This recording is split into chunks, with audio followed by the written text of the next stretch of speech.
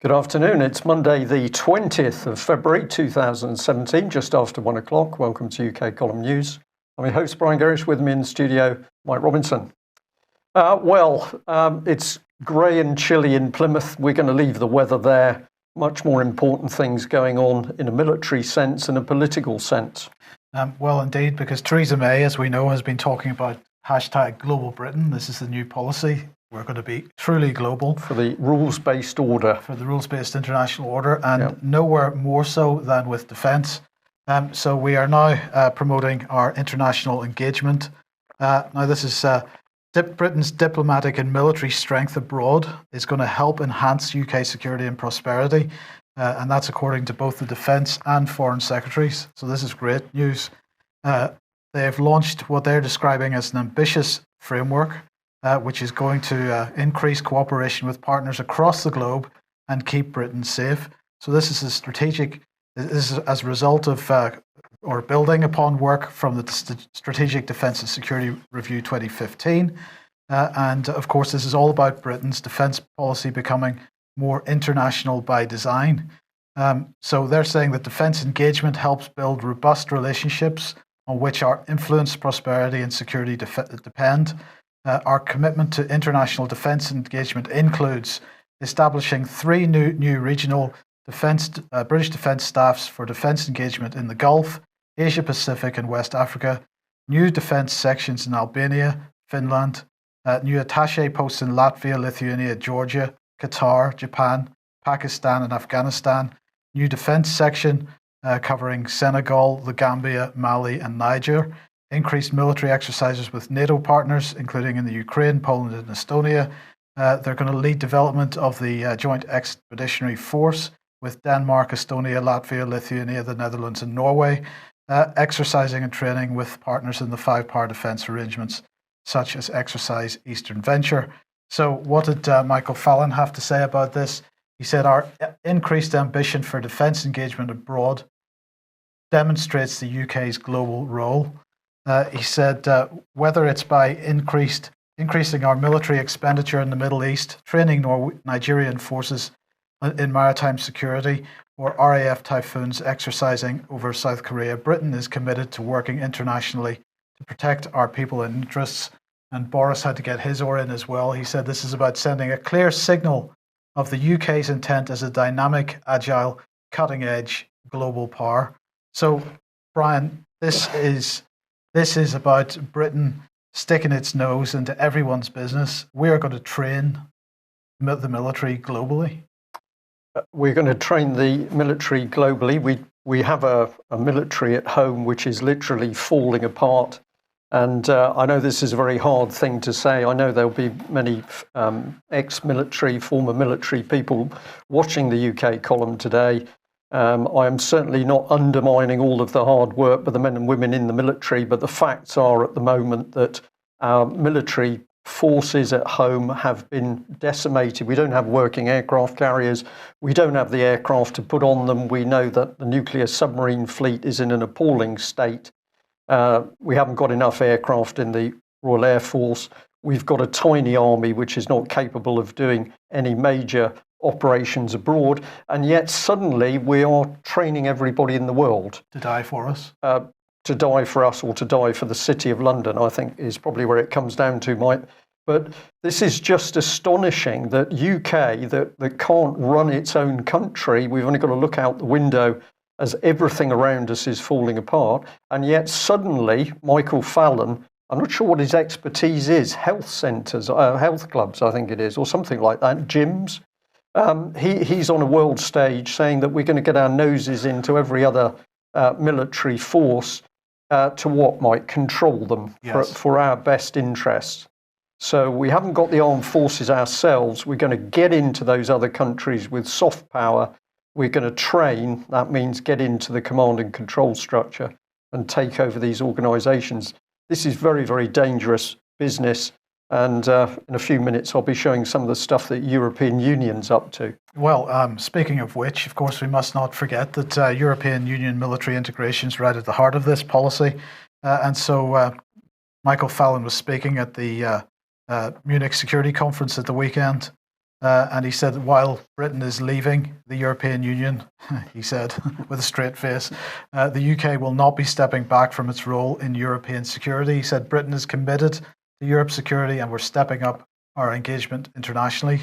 But it was this comment from the weekend at the Munich Security Conference which really grabbed my attention.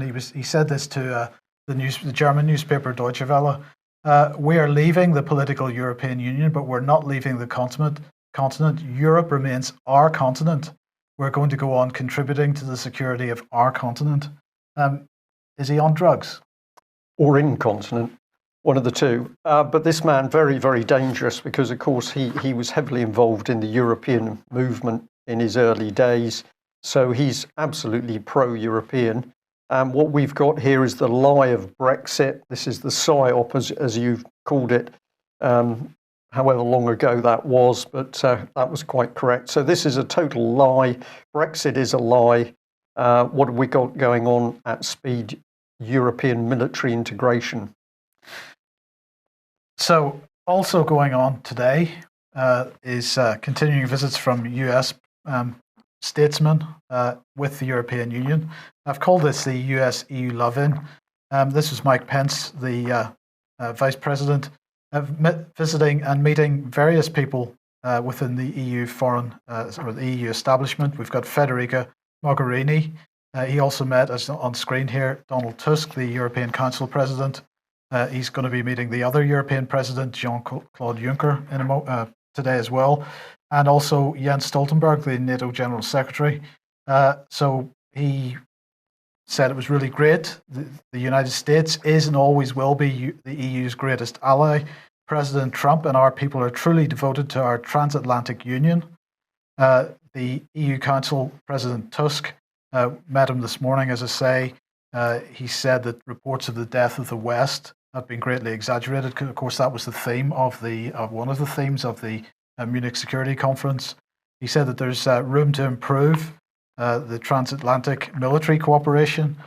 He said that NATO is not obsolete, however, and he said that Mike Pence had agreed with him that the US and the EU needed to improve security measures, and so it went on.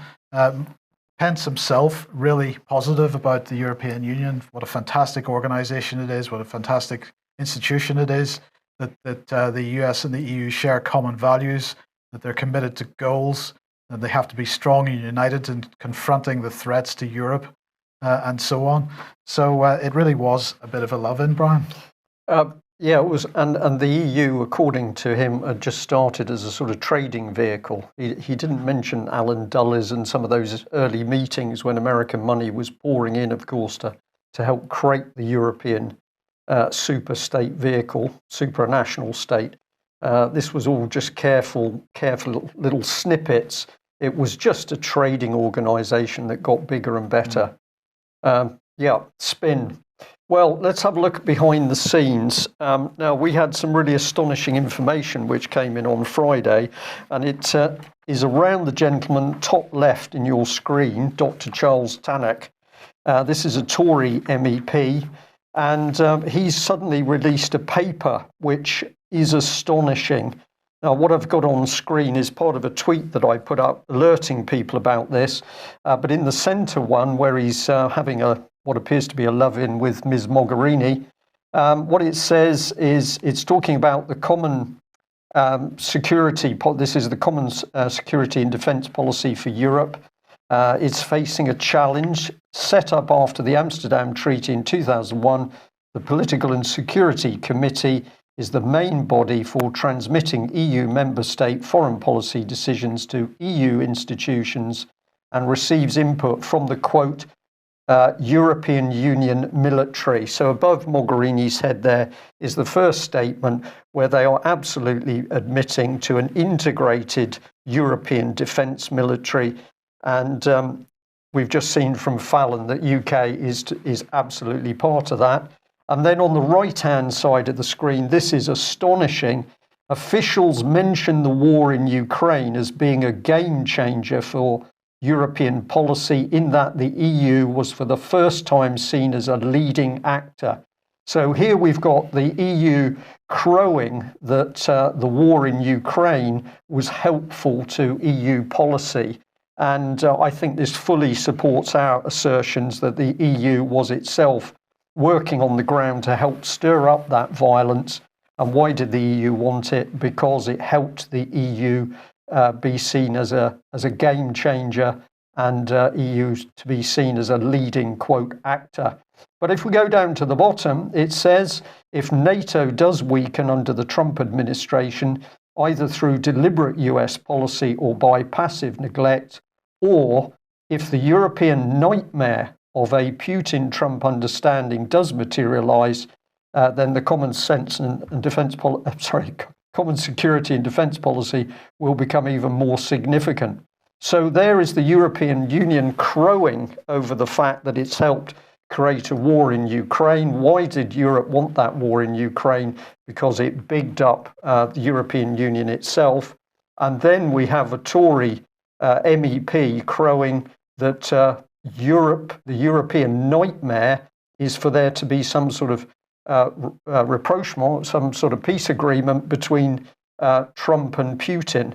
This is unbelievably dangerous stuff. We've got the European Union showing its hand, prepared to create wars and violence in order to further the rise of the EU supranational state. I don't know how clear it's got to get, Mike, but no. This document, which we're going to look into in more detail, spells it all out. It's on a plate. This is dangerous, dangerous stuff. Okay, so Donald Trump then. The British Parliament is going to have a debate this afternoon as a result of the two e-petitions. Of course, the two e-petitions, one saying that Trump should not be allowed to make a state visit to the United Kingdom. So that one said Donald Trump should not be allowed to enter the UK in his capacity as head of US government, and he should not be invited. He should not be invited to make an official state visit because it would cause embarrassment to Her Majesty the Queen. The other one said that Donald Trump should be allowed to make a state visit. Well, the government responded by saying that they believe that the President of the United States should be extended the full courtesy of a state visit, and that therefore they disagree with the first petition. Well, there's going to be a debate about that in Westminster Hall today, the 20th of February at 4:30 p.m. It is going to be live streamed on the parliamentlive.tv website if anybody is in the slightest bit interested in listening to these people discuss this issue. But the government has made its position clear, and I don't think the debate is going to produce any alternative result. Yeah. What a state of affairs, though. Indeed. Okay, well, let's turn our attention to this, which is Sunday's Mail on Sunday. The headline is about Ted Heath being a paedophile, but we're going to start by delving inside the paper to this particular article, which is all about nuclear safety. Revealed UK's nuclear alert. Safety watchdog makes a mockery of the mod's claim of just 27 incidents, 14 serious accidents, 22 incidents. On and on it goes with a picture of a Trident missile firing on the right-hand side, and it says that wonky Trident missile and the colliding subs. Now, this article is a massive attack on the defence nuclear industry, and we're going to say that some of this may well be justified, but what we're interested in here is the accuracy of press reporting. We're interested in fake news. So here's the article, and let's have a look at part of it on screen, and I'll just highlight this bit here. It starts off, a chilling catalogue of more than 100 accidents involving Britain's nuclear weapons reveals for the first time how often we may have come close to disaster. The shock report by an independent nuclear watchdog documents 110 major alerts, 4 times higher than the Ministry of Defence has acknowledged. Among the incidents in the dossier by the Nuclear Information Service. So there we are. It says that this independent organisation, the Nuclear Information Service, has produced all of this information. Well, let's bring in the man. This is the man who wrote it, Mark Nichol. I noticed that all defence correspondents now, Mike, have to have a child on their lap, male or female. This is presumably to get over the cuddly image. But we'll leave that aside. So here he is, Mark Nichol, defence correspondent at the Mail on Sunday, author, Ultimate Risk, Last Round, Condor Blues in Iraq Tribute, triathlete, husband, dad. So that's the man. And what did he have to say? Well, he said it was the Independent Nuclear Information Service. But if we go to the Nuclear Information Service, we find it says this: NIS is a not-for-profit independent information service which works to promote public awareness and, quote, foster debate on nuclear disarmament. So this is a nuclear disarmament site. Its objective is to get the public debating the need for nuclear disarmament. Are we allowed to say it's a campaign? It's a campaign. But we did phone up NIS this morning and simply asked them if they were aware that they were being misrepresented in this Mail on Sunday article. And my goodness, did they get prickly, I think is the word. They said to the UK column that they're definitely not a campaigning organisation. They acknowledge that they're pushing for nuclear disarmament, but they're only an information service. Campaigning apparently is sort of, if you get out with banners on the ground, you can produce what we might assume to be skewed information, but that's not campaigning. It's not campaigning to push information into the media? Not according to these people, no. Right. They were very reluctant to speak to me. They didn't come back to me before we've gone live. So I'd encourage people to go and have a look at them. And how independent are they? Well, of course, they are funded by the usual great and good, Roundtree being one of them that I pointed out was heavily politically involved in its funding streams all over the place. So let's carry on with the theme now that we've got under the surface of that Mail report. Here's Nuclear Information Service, and it is called for Britain's defence nuclear programme to be placed under the responsibility of the Office for Nuclear Regulation. Now, this is where it gets interesting, Mike, because we're taking away military control of nuclear weapons and we're pushing it towards civilian control. We'll have a discussion on why that'll be in a moment. But let's have a look at the Office for Nuclear Regulation. And I went to their website, and the first lady who came up was their chief executive. What experience do you think this lady has, Mike? Nuclear industry, do you think? You would have thought so. Well, you would have thought so, but she doesn't. She's previously worked for the big lottery. She's worked for Hull City Council. She's worked with disabled people. And now she's hopped across and she's running an organisation which is not only nuclear regulation, but NIS is pushing for her and her colleagues to monitor military.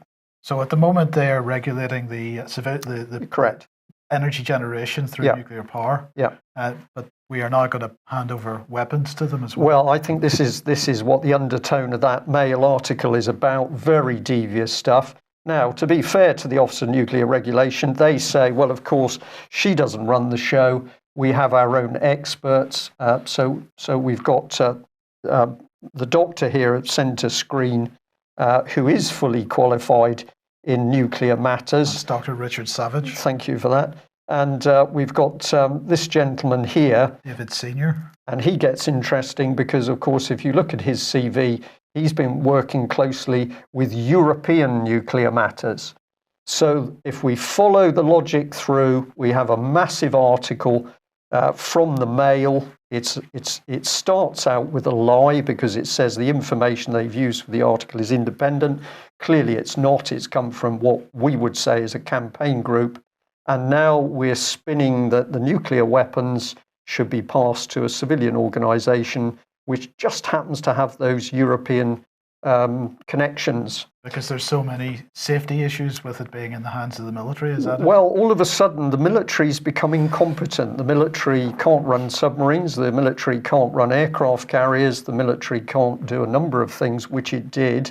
This is very similar, Mike, to the NHS. NHS might not have been perfect, but we did have working medical facilities. Now we've got chaos. So organisations destroyed from the inside. I can't say that this lady, the chief executive, Adrienne Kelby, is common purpose, but all of her language is very much of a common purpose nature. And if we have a look at some of the things that she's interested in, she's been re-promoting this little bit, a lady called Rebecca Thorington from the Nuclear Industry Association, who's boasting that she's been to Romania to learn about the Romanian nuclear industry and its cultural history. That's all paid for by the Nuclear Industry Association. So we can't even run our nuclear facilities in UK. We've got to get people into Europe, learning from the Romanians. And then this is another comment which gives you an idea of what goes on in this lady's head. There's no hero coming. We need to drive the change ourselves. Adrienne Kelby, CEO at the Office for Nuclear, Organisation for Nuclear Regulation. So what change? At the very least, you say she's a change agent? She's a change agent, and what change is she talking about? Now, if you're getting interested in what we are seeing, which we think starts with manipulation of the public mind by the Mail on Sunday, then let's get back into this article and have a look at this bit, because there's an embedded part to the article which is starring Prince Andrew there. And it's talking about nuclear weapons on board ships. Let's see whether we, there it is highlighted for you. And the Mail says the Royal Navy mistakenly took nuclear weapons to the Falklands War. Now, that's quite a statement, isn't it, Mike? Mistaken. We made a bit of a mistake. We didn't realise that we had these nuclear weapons on board. A little bit of a mistake.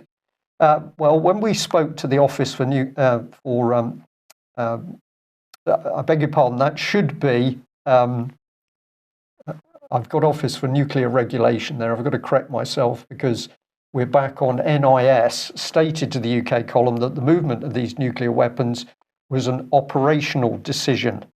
So we've now got a mismatch between the nuclear information data that was coming into the Mail and what they actually said they told the Mail. So where did the fakery come in? We don't know, but what I can say is it's pretty hard to believe that the military would have forgotten about some nuclear weapons on board ship. This is simply not possible. So the spin in this instance seems to have been put in by the Mail on Sunday. So we did phone the Mail on Sunday. They don't work on a Monday, but I'm told somebody should be in tomorrow. And hopefully they're going to be able to explain how this mix-up worked. But what we say is going on here is this is preparing the public for the fact that British nuclear weapons are already being moved over towards control by the French, and ultimately they are going to be passed to European control, and Germany will be the ultimate power in control of those weapons. Well, let's come back onto the Nuclear Security Conference. The Munich Security Conference, which was taking place over the weekend. A couple of things to highlight. Alex Thompson pointing out that Lindsey Graham, who was speaking there, had said that 2017 is going to be the year of kicking the Russians in the ass. So that's a nice sentiment from a so-called statesman. But Bill Gates was there, and he was telling everybody that the next epidemic, health epidemic, could originate on the computer screen of a terrorist intent on using genetic engineering to create a synthetic version of the smallpox virus. So the question in my mind was this Bill Gates pushing his vaccine program and using the threat of synthetic viruses created by some indeterminate terrorists with computers? Is that what he was up to there, or was it just generally creating a new fear program? Seeding, isn't it? It's seeding the news sphere with whatever his personal agenda is. But who is this man? Well, exactly. So he also said getting ready for a global pandemic is every bit as important as nuclear deterrence and avoiding a climate catastrophe.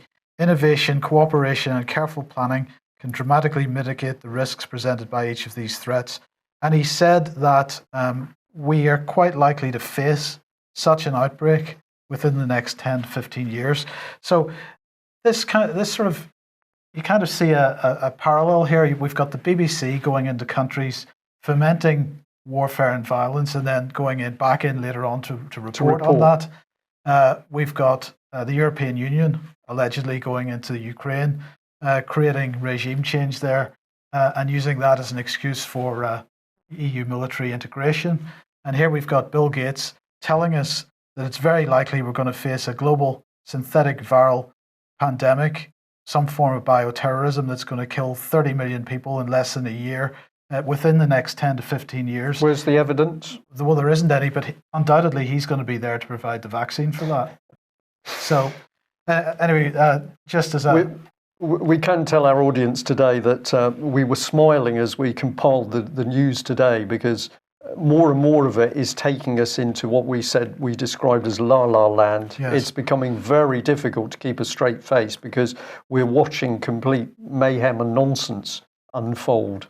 And as we've already mentioned, Michael Fallon was at the Munich Security Conference as well. He was talking about Afghanistan, because apparently we're going to have to send more British troops back to Afghanistan to avoid the collapse of the country. He said if it was right to go in, it has to be right not to leave before the job is done, as well as we can do it. If Afghanistan collapses, we here will feel the consequences very directly. If Afghanistan collapses, there could be 3 to 4 million young Afghan men sent out by their villages to migrate westwards, and they're heading here. They're heading to Germany or Britain, and that could be the consequence if this entire country collapses. Well, there you go. We're going to send troops back because we're training troops in Afghanistan at the moment, but we've got to do more of that. But we don't have a lot of troops. No, indeed. Indeed. Right. What else is going on? Well, fake news. This is not a story, but not a fake story, but this is the Italian Senate. A number of news outlets reporting this. On screen at the moment is Adele Gambaro, who is an Italian senator, and she has put forward a cross-party bill which is there to deal with fake news or hoaxes. There have always been fake news or hoaxes, it says, but they've never been spread at the rate we see today. Because of this, it's no longer possible to put off the debate. And so what they're proposing is that fake news reporting would generate a fine of €5,000 and hate campaigns against individuals, or anything which is aimed at undermining the democratic process would result in a €10,000 penalty, fine, and anything that would create alarm to the public or damage the public interest could be punishable by up to 1 year in jail. So this has been entered into the books. Here it is, Senate Act number 2688. And of course, what it says in this document is that if you're a mainstream media outlet, Brian, the press, newspaper, TV, you would be exempt from this legislation. Ah, that's handy, because they always tell the truth. Well, indeed they do. There's no fake news ever put out by the mainstream media, so there's no need for them to fall under this legislation. Not that, a €5,000 fine would make any difference to them anyway. This is clearly designed to attack small internet-based news outlets. Because they're so dangerous. Yes, but this would be a dangerous precedent. Yeah.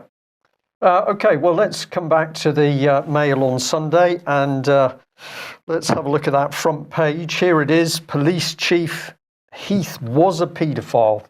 Astonishing claim. Ex-PM is guilty of vile crimes that were covered up by the establishment. The police chief investigating claims that Edward Heath was a paedophile is convinced the allegations are 120% genuine, the Mail on Sunday can reveal.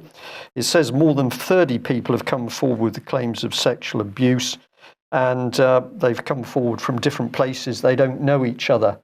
Well, meet the journalist. This is the man, Simon Walters, and he's had awards for the quality of his journalism. Here's the main meat of the article. And let's note the big headline. Is he guilty? Yes, I'm 120% sure.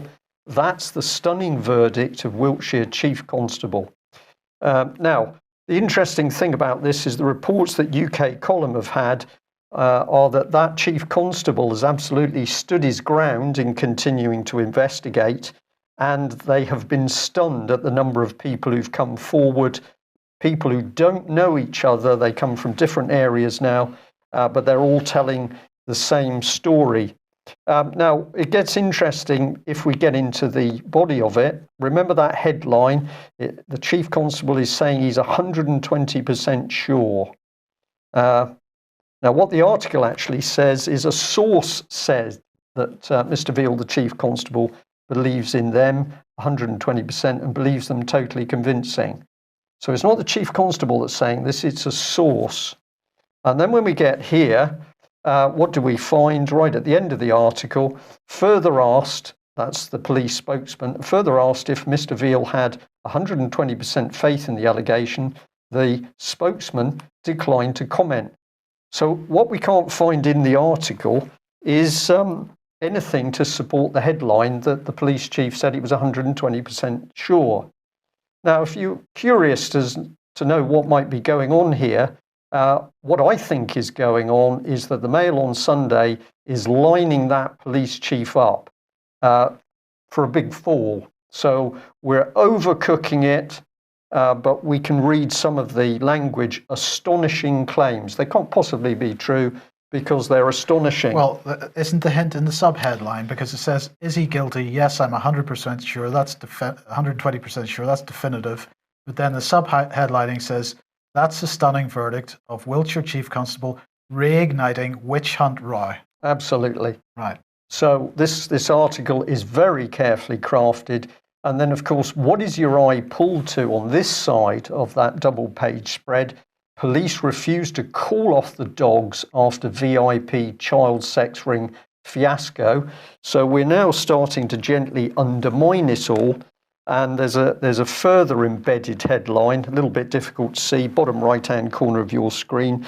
And that says, Heath accuser is a satanic sex fantasist. So the article on the right-hand side of the page is all starting to undermine that there could possibly be anything of this sort going on. So actually, if you read those 2 pages, you're left in cognitive dissonance. Dissonance, absolutely. It's very, very interesting stuff. The the right-hand article, which is in a slightly yellowy colour in the paper, ends by saying this. Times writer and ex-Tory MP Matthew Parris dismissed the allegations, saying, if Heath was a child abuser, I'm an aardvark. So I think there's some very, very dirty journalism going on here by the Mail on Sunday. But we've got it going on with the paedophile story. Can't possibly be any paedophiles in government. And we've got it to do with the military and nuclear weapons. Total spin. So we'd like to just say, of course, no way there can possibly have been any paedophiles in Parliament, certainly none in the Lib Dem party, because Nick Clegg, who was one of Leon Britton's European political boys, has said that, we don't have sexual abuse in the Lib Dem party. And of course, there are no Labour Party MPs ever campaigned for the right to take sexual images of children. Well, there were a couple. Okay. What can we say? Right, what's next? Right, sorry, this should take it through to the government, yes. Which can't find the paedophiles, is now going to help us to parent. Indeed, because we know what's been going on in Scotland with the named person scheme, but helping parents to parent. This is a new report from the Social Mobility Commission, and the government saying that this research brings together evidence on parenting behaviours and the extent to which public policy can support parents. Public policy can have an impact on parenting behaviour and achieve positive outcomes for children, but there is currently a lack of evidence on what works, and this is according to this research by the Public Mobility Commission. They're saying that figures show that in the last decade, more than 2.5 million children in England, including over 580,000 children known to be eligible for free school meals, had not reached the government's definition of a good level of development by the age of 5. By the time students receive their GCSE results, around 32% of the variation in performance can be predicted based on indicators observed at or before the age of 5. So what they're absolutely saying is that what needs to happen, Brian, is these children aren't being developed properly between the age of 1 and 5. We've got to go in there. But of course, between the ages of sort of 0 and 5, this is the time that children are being vaccinated. And increasingly, some people would say that some children respond to the vaccines that they're getting these days by perhaps ending up on the autism spectrum. Yeah. But some people would also say that no child is actually getting away scot-free, and that perhaps we're seeing a few points knocked off intelligence, IQ scores as a result of this. This isn't proven, but certainly there should be research done on this. But that research was certainly not part of this report, this Social Mobility Commission report. This issue was not even looked at. So instead, what are they looking at? It's all about parenting style, and it's all psychological stuff. So we're going in and we're going to be teaching parents how to parent, and never mind what medical issues there may have been. Absolutely, Mike. But of course, the moment the social services get alongside the parents, there's a grave risk those children are going to be taken away from their parents. Just commenting on problems with children, we were told 2 or 3 years ago that some of the primary schools in South Wales had over 50% of the children had special needs, and the teachers were warned that they must not talk about that subject. So this is the reality of it. But of course, when you have the film Vaxxed coming up, where there is considerable evidence to say that vaccinations can present a danger, and there should be further investigation into the safety of vaccinations, then the government, of course, is absolutely turning on the originator of the report. And the other thing I will say is that we know from local reports in the southwest that where parents are perhaps in dire straits, they're starting to use food banks. The food banks staff are reporting the parents to social services, and then social services are coming in alongside the families on the basis that those children are suffering at the hands of the parents. So very, very dangerous state intervention. And of course, many people in England and Wales still don't understand what the SNP tried to get in place with the named person scheme in Scotland, whereas one Scottish a member of the Scottish Parliament said, don't worry, parents will, quote, also have a role in bringing up their children. Also. Well, just before we finish on this, of course, it wasn't actually the Social Mobility Commission. It's their report. But the underlying research was done by an organisation called Family, Kids and Youth. And they describe themselves as one of the best known young people and children's research agencies. So this is about market research.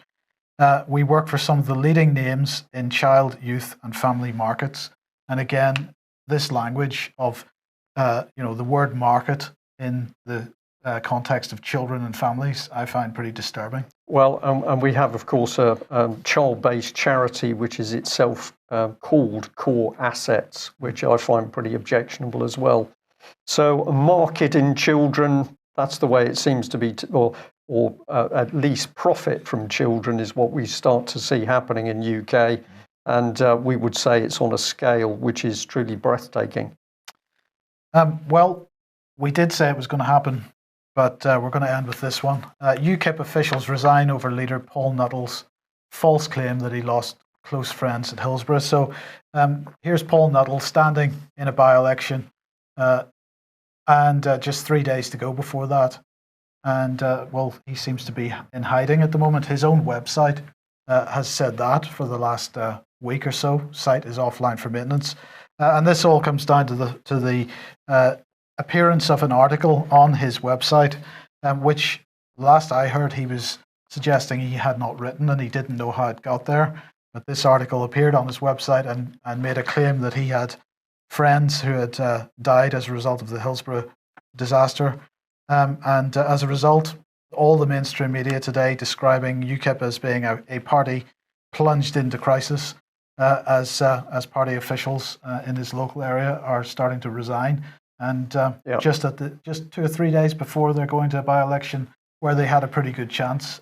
We've seen this time after time, Mike, that any time a local area of UKIP started to put something together that was powerful, started to move forward, as they say, to make real gains in an electoral sense, all of a sudden infighting, pressure, rumours, the thing is collapsed. But of course, what is the government after at the moment? The government needs to destroy UKIP. Labour Party is in disarray as well. Excuse me. What are we left with? Tory dictatorship. Indeed. That's where we're going. I'm short of water. Excuse me. That helps a bit. Well, I would just say thank you very much to the team at Dartington that set up the conference at the weekend. It was extremely interesting to hear the very wide selection of views about what's going on at the moment and what we should be doing. We've met some very nice people, and it was very good to talk to you all. And we'll also say a big thank you to people who are supporting the UK column with subscriptions and donations. We've got to be quite forceful in this. If you like what we're doing, you want the UK column not only to continue but to grow, then we need your help with subscriptions and donations. It has to be paid for. We need your help to do that. Perhaps you consider coming on board if you're not already a subscriber. That's it for today. We will be back at the same time tomorrow. Bye-bye. Bye-bye.